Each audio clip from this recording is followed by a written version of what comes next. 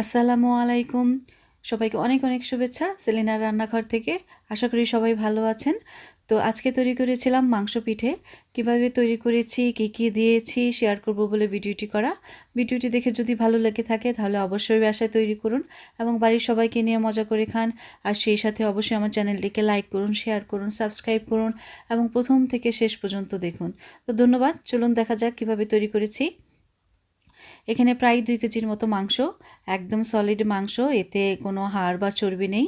ছোট ছোট করে কেটে নিচ্ছি, খুব বেশি ছোট না, মাঝারি সাইজের। তো এগুলোকে কেটে ধুয়ে পরিষ্কার করে নিয়েছি। দিয়ে দিচ্ছি হাঁড়িতে কিছু মাংসের উপর লবণ। এটাকে সেদ্ধ করব।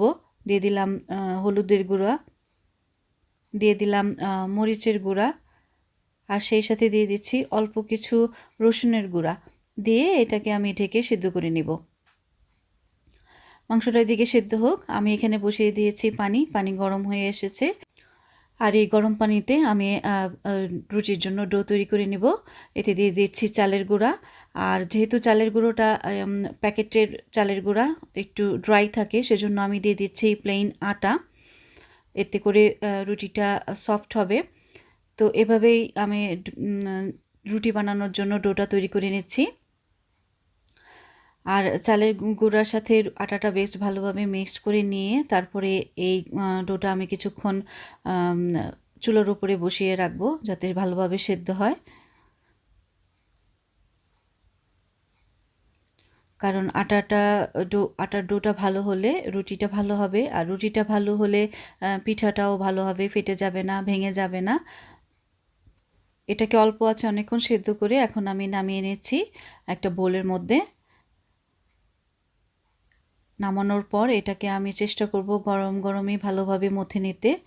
গরম গরম মথে নিলে ডোটা সফট হবে। তো এটা আমি তৈরি করে নিচ্ছি রুটির জন্য।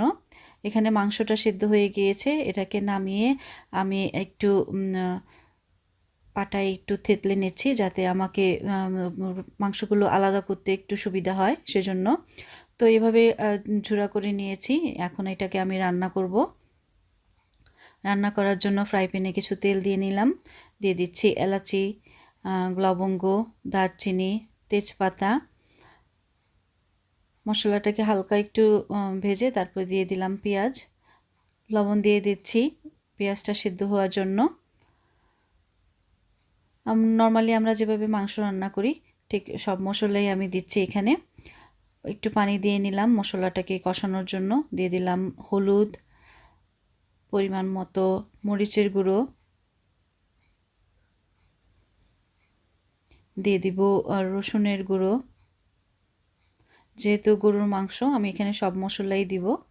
দিয়ে দিলাম জিরা গুঁড়ো,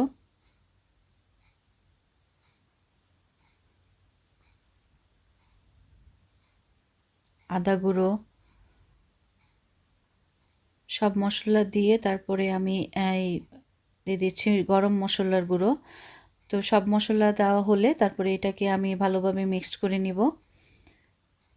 দিয়ে দিচ্ছি পরিমাণ মতো কিছু লবণ। তো মশলাটাকে বেশ ভালোভাবে কষানো হলে তারপরে যেই মাংসটা আমি ঝুড়ো করে নিয়েছি সেই ঝুড়া মাংসটা দিয়ে নিব। এখন এই মশলার সাথে বেশ ভালোভাবে এই জোড়া মাংসটাকে আমি মিক্সড করব।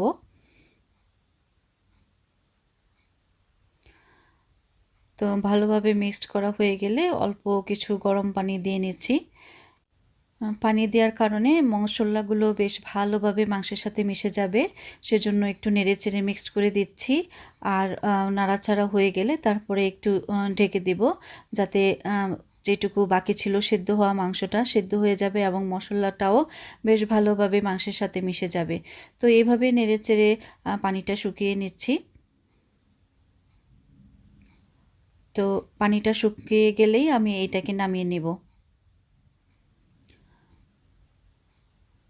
তো মাংসের ঝুড়াটা তৈরি করা হয়ে গিয়েছে, এখন এটাকে আমি নামিয়ে নেব।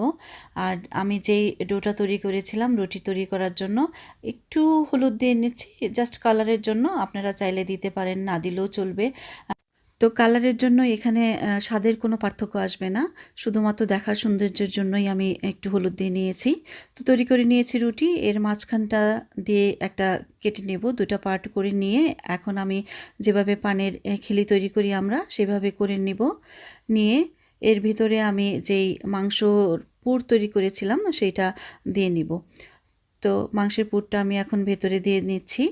আপনারা এইভাবে তৈরি করে নেবেন বাসায়। আর ভিডিওটি দেখে যদি ভালো লেগে থাকে তাহলে অবশ্যই তৈরি করুন, বাড়ির সবাইকে নিয়ে মজা করে খান। আর সেই সাথে অবশ্যই আমার চ্যানেলটিকে লাইক করুন, শেয়ার করুন এবং প্রথম থেকে শেষ পর্যন্ত দেখুন। ধন্যবাদ। তো আমি চামচ দিয়ে পুরটাকে চেপে চেপে যতটুকু দেওয়া যায় দিয়ে নিচ্ছি। তো দেওয়ার পর মুখটাকে বেশ ভালোভাবে চেপে বন্ধ করে দিতে হবে। এই মুখটাকে ভালোভাবে চেপে বন্ধ করে দেওয়ার কারণ হলো যাতে মাংসের পুরটা ভিতর থেকে বের না হয়ে যায়। তো এভাবে যথেষ্ট ভালোভাবে আমি এটাকে চেপে দিয়ে মুখটা বন্ধ করে দিয়েছি।